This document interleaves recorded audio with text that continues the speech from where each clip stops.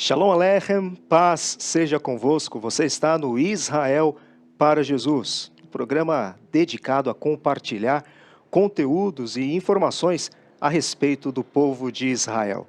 Aqui falaremos sobre os costumes, as tradições, a cultura milenar do povo judeu, os desafios e as bênçãos do trabalho de testemunho, como também desafiar e encorajar você a se unir a nós neste trabalho, nesta tarefa tão sublime e especial que é fazer o nome de Jesus conhecido entre judeus e não judeus.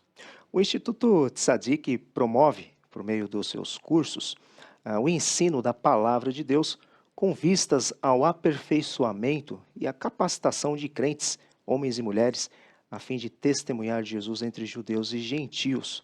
E temos como lema o texto de Romanos, capítulo 1, verso 16, que diz: porque não me envergonho do evangelho, porque é o poder de Deus para a salvação de todo aquele que crê, primeiro do judeu e também do grego ou do gentio. Portanto, somos uma organização, um instituto bíblico missionário.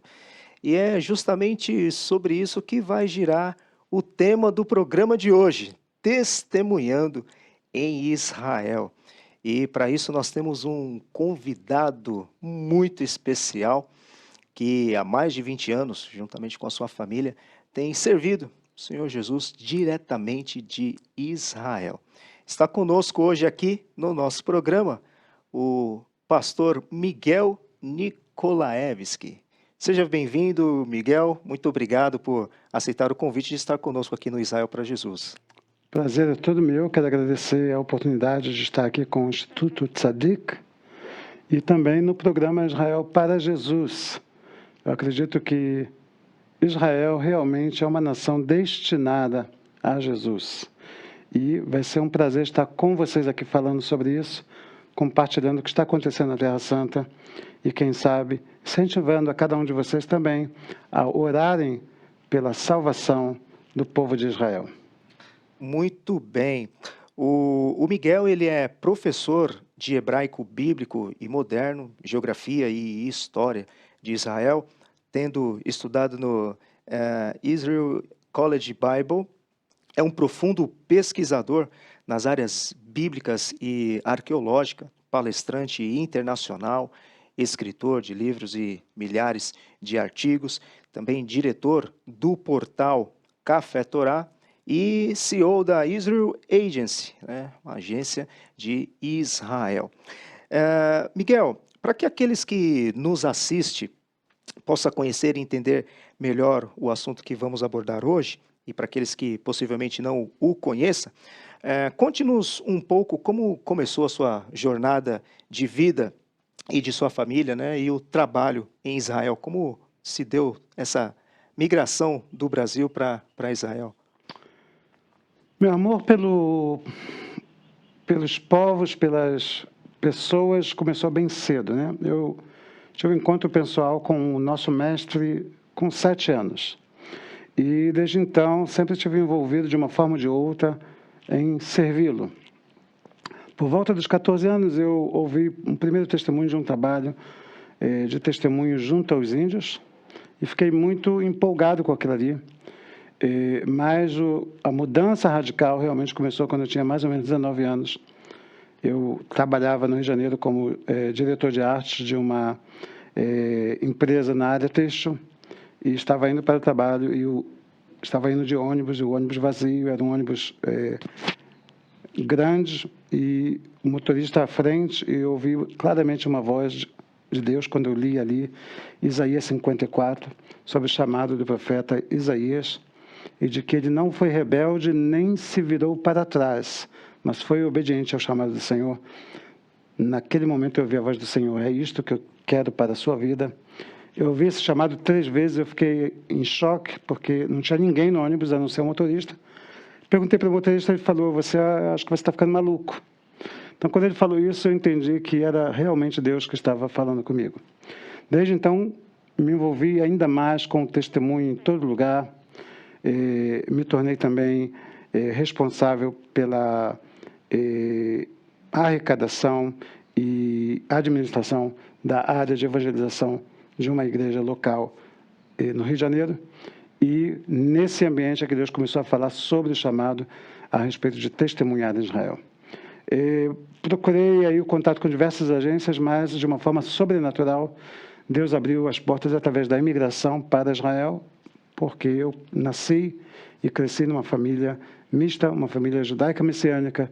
Então, tivemos o privilégio aí de vir para Israel, subir a Sião através da lei do retorno. Chegamos ali em 1996, pensando que talvez estivéssemos lá por 2, 3 anos, e, queiram ou não, já se passaram 26 anos que estamos ali servindo ao Senhor.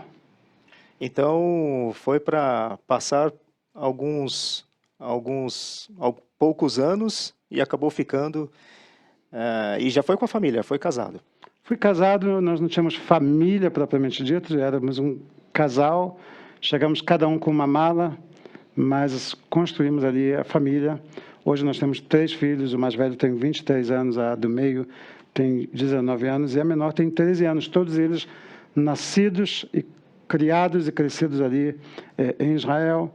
O mais velho nasceu na cidade de Haifa e as 2 meninas em Jerusalém. Então, os 3 filhos são israelenses. Os 3 filhos são israelenses, falam 3 idiomas, falam português em casa, hebraico nas ruas e inglês é praticamente a língua-mãe deles. Eles escolheram o inglês como língua-mãe e aprenderam inglês sozinho através dos meios de comunicação, através da internet. E como é que é esse processo de adaptação, estando numa outra cultura, num outro país, né, que não é ocidental, e trabalho, essa rotina do dia? É uma adaptação um pouco difícil, né, para quem sai do Brasil e vai para um país como Israel, por exemplo, mesmo sendo judeu. Com certeza, os primeiros anos foram os anos mais difíceis, até porque nós não fomos assim enviados como missionários, não tivemos um suporte que normalmente pessoas que vão testemunhar têm. Nós fomos com os nossos recursos, com o apoio de alguns irmãos isoladamente, e não tínhamos família também. Então não tivemos uma estrutura que nos absolvesse, mas nós tivemos a Deus que nos absolveu. Ou seja, nós recebemos um cuidado muito especial de Deus. Eu costumo dizer que, se você quiser saber a experiência média sobre imigração para Israel, eu sou um mau exemplo, porque, louvado seja Deus, eu tive, graças a Ele, sucesso, de forma indescritível, em pouco tempo, consegui me adaptar, minha esposa também conseguiu se adaptar, nós conseguimos construir um lar, uma família, temos empregos, e nos adaptarmos também ao idioma, que não é um idioma fácil para quem quer viver num país. Aprender hebraico à distância, ou aprender hebraico para ler a Bíblia é uma coisa, outra coisa é você viver em hebraico, pensar em hebraico, sonhar em hebraico, negociar em hebraico, enfim, é muito mais complicado. Mas, graças a Deus, passamos por esse processo de forma simplesmente extraordinária. Ok, muito bem. Entrando já mais diretamente, né, no tema do programa de hoje, testemunhando em Israel, como que é este trabalho em Israel? Existe uma estratégia específica? É um país fechado? Existe censuras? Há liberdade de se comunicar e falar a respeito de Yeshua, do Senhor Jesus? Como é que é esse trabalho? Seria um trabalho meio que assim, pisando em ovos? Como é que é o testemunho em Israel? Testemunho em Israel realmente é pisando em ovos, até porque a lei israelense proíbe a evangelização pública. Não há problema nenhum de, se você evangelizar um para um, se a pessoa questiona você a respeito da sua fé, é uma abertura. Mas se ela se fechar, segundo a lei, você tem que se calar, você não pode insistir. A lei é muito rígida em relação a isso. Já houve casos que eu ouvi de outros judeus messiânicos que apanharam, sofreram sanções e sanções por parte dos religiosos. Então, é um trabalho que a gente sempre faz pisando em ovos. Mas, nos últimos anos, graças a Deus, os jovens israelenses messiânicos têm sido muito corajosos, têm rompido essa barreira, não têm temido aí tanto as autoridades em relação à evangelização, e isso tem levado ao crescimento do número de messiânicos nos últimos anos. A estimativa de quantos messiânicos, para aqueles que talvez não esteja tão habituado com o termo, né? Quando falamos judeus messiânicos, são judeus crentes em Yeshua, judeus crentes em Jesus. Atualmente, mais ou menos, Miguel, quantos judeus messiânicos há em Israel? Para vocês entenderem o processo do crescimento, então vou citar mais ou menos o número que eu tinha quando cheguei em Israel. Cerca de 2.500 judeus messiânicos havia naquela época, em 1996. Ok. Hoje, em 2022, nós estamos falando entre 25 a 30 mil judeus messiânicos, ou seja, mais de 10 vezes o número que havia há cerca de 26 anos atrás. Muito bem. Embora seja um grande desafio, né? E sabemos que é o Espírito Santo, né, que trabalha e atua, e embora, né, humanamente falando assim, não é muito fácil um judeu se converter, nós temos visto, então, um crescimento expressivo, né, de judeus reconhecendo Yeshua como Mashiach, né, como Messias, como seu Salvador.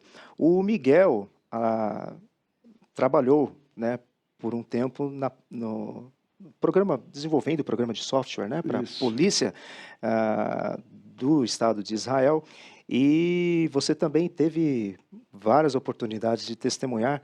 Conte para nós um pouquinho da experiência, né, e eu imagino também que também não seja, dentro desse sistema, também não seja muito fácil, né, testemunhar, mas conte para nós um pouco dessa experiência. Com certeza, essa experiência eu tive ali na primeira metade do século XXI, né? Na primeira metade da década do século XXI, eu tinha saído de uma multinacional e passei um tempo desempregado e depois fui chamado para trabalhar no que a gente chama de MANAT, Minal Technologisch Shel HaMishpara, ou seja, administração tecnológica da polícia, e fui chamado para trabalhar como civil. O testemunho já começou ali na entrevista, tá? Porque quando eu cheguei na entrevista, o entrevistador, que é o investigador de segurança, a gente chama de Katzin, que é um oficial entrevistador de segurança, ele trouxe uma pasta grossa, botou em cima da mesa e falou: isso aqui é a sua vida. E tem muita coisa aqui que eu sei sobre você. E ele foi, abriu aquilo ali, começou a me entrevistar, e falando: você fez isso, você fez aquilo outro. Mas o que você fez em Portugal em 2012? Então eu virei e falei para ele assim, como eu estou, né? Eu já tinha orado a respeito disso, e falei: Senhor, eu vou falar o que eu sou, porque se eu mentir vai ser pior. Então eu olhei para ele e falei assim: olha, eu sou judeu messiânico, e eu fui a Portugal fazer uma ceia de Pêssar, da Páscoa, para os Anussim. E ele virou e falou assim: mas o que é ser judeu messiânico? Então ele começou o meu testemunho. Eu expliquei para ele que são judeus que creem em Jesus como Messias, que nós somos aí, na época já era cerca de 10 mil judeus messiânicos. São pessoas que creem em Jesus, que guardam o sábado de uma forma ou de outra, guardam as tradições, servem ao exército de Israel. São pessoas que amam Israel, oram por Israel. E aí ele virou e falou assim: ok, já ouvi tudo o que eu precisava ouvir, fechou as pastas e me disse: me aguarda que alguns dias eu te retorno. Eu voltei para casa meio triste, pensei: alguns dias talvez eu não tenha nem resposta. Naquela mesma tarde eu recebi uma ligação: vem trabalhar amanhã. Então eu acho que Deus é fiel quando nós não tememos e quando nós somos sinceros e quando nós realmente estamos dispostos a pagar o preço. E eu acho que esse é um princípio que todos nós, como crentes em Yeshua, devemos ter não somente lá em Israel, mas em todo lugar, seja aqui no Brasil, seja numa multinacional, numa empresa pequena. Temos que ser sinceros, verdadeiros e confiantes no nosso Deus. E existe algum tipo de uma estratégia eficaz? Como que é feito esse contato, essa relação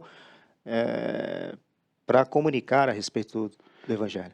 Eu acho que a estratégia básica que nós temos está na Bíblia.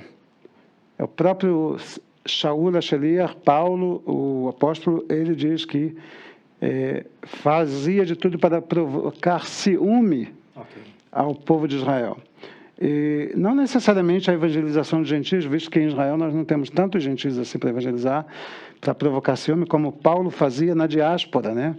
Mas eu acho que o ciúme vem quando as pessoas que são judeus não crentes veem algo na sua vida que é diferente do que eles veem na própria vida, e eles desejam aquilo ali. E é nesse momento que eles perguntam a nossa razão, a razão da nossa fé. E eu acho que esta é a melhor estratégia. Depois eu posso contar um pouco, alguns testemunhos sobre mim, sobre meu filho, sobre minha filha e outros que estão evangelizando no Estado de Israel, mas eu acredito que o fato de Deus prover para nós dons, talentos, sabedoria, capacidade, isto é visto pelos laicos ou religiosos, e eles começam a questionar: quem é você? O que você crê? Então é nessa hora que nós temos a oportunidade de testemunhar. Muito bem, então, por favor, pode contar aí algumas experiências, e é muito interessante que toda a família do Miguel está engajada, né, nos seus trabalhos rotineiros e cotidianos, né, como cidadãos, e aproveitando disso também para poder evangelizar, para poder falar, testemunhar a respeito de Yeshua. Conte para nós algumas experiências aí que seja interessante para a nossa edificação, Miguel. Uma das coisas que mais aconteceu ali na polícia, logo na primeira semana que eu comecei a botar as mangas para fora, como a gente diz, né? Vamos tentar falar de Jesus aqui e ali. Então, falando com uma das pessoas, um deles falou assim para mim, muito cuidado para não falar de Jesus para essa pessoa, para aquela pessoa e para aquela pessoa, porque eles vão acabar com você. Naquele momento eu senti, uau, que perigo, né? Mas eu vou dizer uma coisa para vocês, eu não temi. E eu continuei testemunhando, e o meu testemunho na polícia foi o tempo que eu mais testemunhei, que eu mais tive a oportunidade de testemunhar, foi na polícia, ao ponto de judeus religiosos me convidarem para ir para a casa deles, para conversar. E a conversa vai sempre para Jesus, para a Bíblia, para a Palavra de Deus, ao ponto de judeus laicos que não criam em Jesus pedirem para ir na casa deles, para orarem por eles, pela saúde, por emprego, por um monte de coisa. Então, por onde você vai passando, você vai deixando testemunho. Eu acho que isso é uma coisa incrível, e nesse processo aí também eu servi, no processo da imigração eu também servi um tempo no Exército, e mais tarde meu filho inclusive utilizou uma experiência que eu tive no Exército. Ele fez a mesma coisa, cerca de 20 anos depois. Ele falou: pai, eu aprendi isso contigo. E a experiência foi a seguinte: eu estava no Exército e havia um israelense que me perturbava muito, israelense de origem russa, perturbava muito e me ameaçava. E eu fiz lá uma coisa, daqui a pouco eu vou contar na história do meu filho. E ele parou de me ameaçar, ele se tornou uma pessoa que queria sempre ter contato comigo. Cerca de 20 anos depois, meu filho vai para o Exército e havia um cara que perturbava ele o tempo todo. Então, agora vocês vão entender o que eu fiz. Ele pegou a bota desta pessoa, limpou a bota, esfregou, lustrou e botou no lugar. Puxa. Então, este israelense parou de perturbar o meu filho da mesma forma com que aquele anterior parou de me perturbar. Às vezes, uma atitude que você toma mostra que você dá a outra face. Perfeito. Mostra o caráter de Jesus, e você tem oportunidades incríveis para testemunhar. Ali no Exército, às vezes, na guarda noturna, o outro cara está guardando, está quase dormindo, e ele precisa ficar acordado, e você precisa orientar, e você vai compartilhando. Muitas vezes eu tive esse privilégio, graças a Deus. Para mim foi um tempo muito precioso, esse tempo da evangelização, principalmente na polícia e durante o Exército. Com relação às experiências, por exemplo, do meu filho, além dessa experiência, meu filho, como crente, depois que ele foi impactado pela palavra de Deus e foi batizado no Jordão, ele foi para o Exército, e ele, na primeira semana que chegou o Shabat, ele estava com a Bíblia inteira, da Torá até o Novo Testamento. Então, ele falou: ok, está na hora do Shabat, para onde eu vou? Eu vou para a sinagoga. Então, ele entra para a sinagoga com a Bíblia inteira, e vai a primeira vez, vai a segunda vez, faz as orações dele, canta, e até que dizem para ele: você não pode ficar aqui, porque aqui é outra religião. Então, para onde ele vai? Ele vai para a porta da sinagoga. E ali na porta da sinagoga ele faz o louvor, a adoração dele, ele canta, ninguém pode tirar ele dali. Ele é livre em Israel. Ele não está mais dentro da sinagoga. Então, ali ele continua testemunhando, fazendo a devocional dele e cantando. A tal ponto, gente, que às vezes nós estávamos em casa ou íamos para um restaurante, alguma coisa, e estava lá o meu filho Ariel. os jovens soldados ligavam para ele, dizendo: Ariel, você pode cantar uma das músicas que você cantava na base para a gente? Então eu vejo nisso a mão de Deus. Às vezes são atitudes pequenas que nós fazemos, mas que causam um grande impacto na vida de pessoas. Minha filha, por exemplo, ela também estudou numa escola onde a maioria é laico tradicional, não são pessoas religiosas. E ela publicou, tem pouco tempo aí, uma semana antes de virmos nessa viagem para o Brasil, ela publicou um vídeo curto com uma música de louvor e adoração em inglês. E 90% das pessoas que responderam ela no Instagram, israelenses não crentes. Achando que a voz é linda, que a mensagem é linda, que ela deve continuar e servir a Deus dessa forma. E é maravilhoso a gente ver isso, que a espontaneidade, a ousadia e o desejo de testemunhar é que nos leva realmente a cumprir aquele mandamento que o Senhor Deus nos deu. Lá em Mateus 9,36, quando ele diz: e vendo Jesus as multidões, compadeceu-se delas, porque andavam desgarradas como ovelhas que não têm pastor. E disse a seus discípulos: orai para o Senhor da seara, para que mande trabalhadores para a sua seara. É interessante, Miguel, ouvindo o seu testemunho dos seus filhos também, que esse trabalho, né, de testemunho não é algo forçado ou assim esquematizado, é viver, né, e aproveitando das oportunidades, né, das relações no trabalho, no convívio, né, e testemunhando mesmo a vida, né, em Yeshua, né, eu percebo isso. Vocês, judeus messiânicos, como que são vistos em Israel? Como mais uma vertente do judaísmo, como nós temos conservadores, ortodoxos e outras ramificações, ou são vistos como, talvez assim, traidores e não são vistos como judeus? Vocês deixaram de ser judeus porque vocês estão seguindo a Jesus. Como que o judeu messiânico é visto? E se há algum tipo também de você já falou, né, algumas censuras. Como é que é o judeu messiânico vivendo em Israel? Em primeiro lugar, existe uma certa censura. Essa censura ela foi amenizada nos últimos anos, depende, obviamente, da ramificação do judaísmo que te ouve, que te vê, né? Quanto mais ortodoxos, quanto mais ultra-ortodoxos, mais o sentimento de traição e de abominação em relação aos judeus messiânicos será latente. Quanto mais laico ou descrente ou desprovido de fé, a compreensão em relação aos judeus messiânicos será maior. E para isso eu posso dar um exemplo. Por exemplo, eu trabalho na área de tecnologia e fui visitar uma outra empresa de tecnologia que eu iria prestar serviço para eles. E o diretor para qual eu fui prestar serviço já foi meu diretor em outra empresa. E a gente estava ali conversando sobre a situação do país, e aí ele perguntou também, tocou no assunto sobre a nossa comunidade. Inclusive, eles conhecem, todas as pessoas que trabalham comigo sabem exatamente o que eu sou, né? E a que comunidade eu pertenço, o que eu faço. E aí ele perguntou assim: e como é que está lá? Eu falei assim: olha, nós estamos bem, graças a Deus, né? Mas obviamente a gente continua não sendo reconhecido como judeus messiânicos.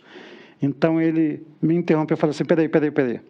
Só o fato de vocês serem denominados como judeus messiânicos, isso já está errado. Vocês deveriam ser denominados como judeus, porque vocês são judeus.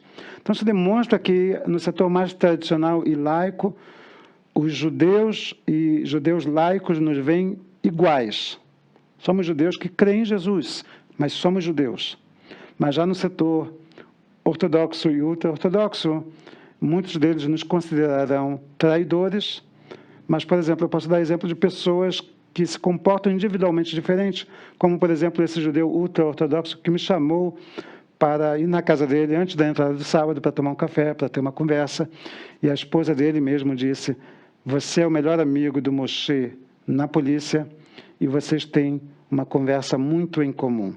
Então, isso depende muito de quanto você se relaciona com eles, da amizade que você tem com eles, da clareza, da transparência, e, obviamente, depende, da cultura, da tradição de cada um dos setores judaicos.